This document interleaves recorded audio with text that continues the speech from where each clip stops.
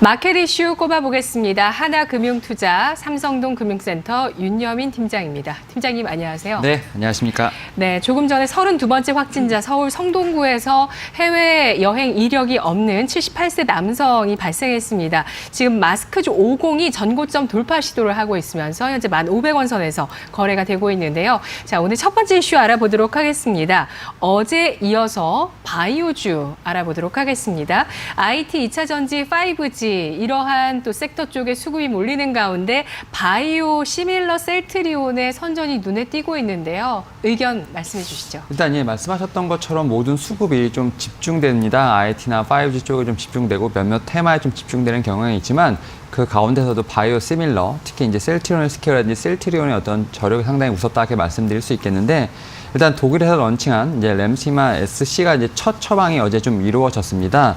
독일 같은 경우는 이제 유럽에서 가장 최대 시장으로 볼 수 있겠습니다. 2조 3천억 원을 달하는 어떤 유럽 최대 시장이기 때문에 어떤 첫 처방을 통해서 어떤 이제 셀트리온 헬스케어의 어떤 선점이 상당히 좀 기대된다 말씀드릴 수 있겠고요. 또 지구 반대편이죠. 캐나다 같은 경우는 이제 램시마 SC 허가 신청을 지금 완료한 상태입니다. 한 1년 정도 걸릴 것으로 판단되고 있는데, 북미 같은 경우는 훨씬 더 규모가 큽니다. 42조 정도의 규모의 어떻게 보면 시장이 형성돼 있기 때문에 전 세계 76% 정도 해당이 됩니다. 이에 따라서 동사 같은 경우 상당히 지금 올해 같은 경우 고성장에 좀 진입했다 말씀드릴 수 있겠습니다. 특히 이제 셀트리온이라든지 셀트리온 헬스케어 같은 경우는 이런 부분에서 탄력을 많이 받을 것으로 생각되고 있고요.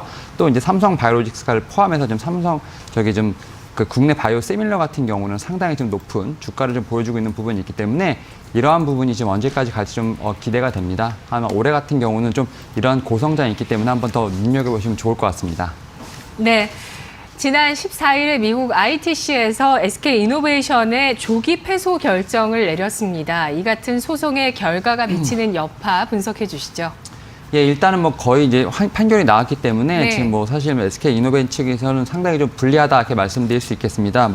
결국은 최종 판결 전까지 이제 LG화학과의 어떤 협상에 나설 것으로 보이고 있는데, 일단 두 회사는 어떻게 보면 협상에 대한 부분 의지를 좀 피력을 하고 있는 부분이 있습니다.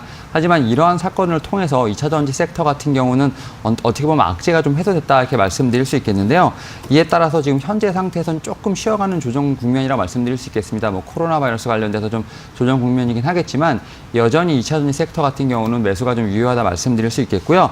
최근에 이제 삼성 SDI랑 합작에 관련돼서 부분, 이런 부분을 위해서는 에코프로비엠 같은 경우 상당히 좀 크게 올랐는데요. 네. 이 동사 같은 경우도 여전히 매수세가 좀 유효한 부분이 있기 때문에 2차 전지 관련된 섹터 한번 눈여겨보시면 좋을 것 같습니다. 네, 에코프로비엠 2월부터 상승이 시작돼서 2월 63%의 강세를 보였는데요. 5일선 조정을 받고 있습니다. 분석 잘 들었습니다. 네, 감사합니다.